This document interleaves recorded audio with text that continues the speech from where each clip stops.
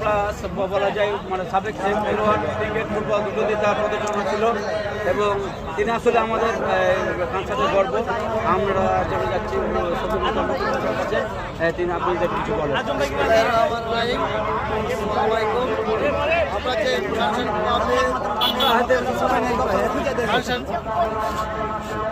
ক্লাবে 2024 সালে যে ফুটবল কাপ পেয়েছি তাতে আমাদের সবাইকে ধন্যবাদ জানাচ্ছি এবং জয়পুরহাট এবং টাঙ্গাইল যে টান উত্তেজনা হয়েছে খেলাতে একজন জিতবে একজন হারবে, এটা কোনো কিছু নয়।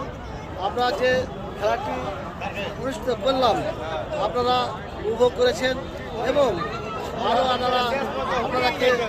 আপনারাকে আনন্দ করছি যে আপনারা আরও এর চাইতে ভালো খেলা উপভোগ করবো বা আমরা অনুষ্ঠিত করবো। আমি এই বলে আমরা আগামী 19 তারিখে খেলাটি বগুড়া বনাম ঝিনাইদহ স্টেডিয়াম মাঠে অনুষ্ঠিত হবে। আপনারা সকলকে আপনাদেরকে আমন্ত্রিত।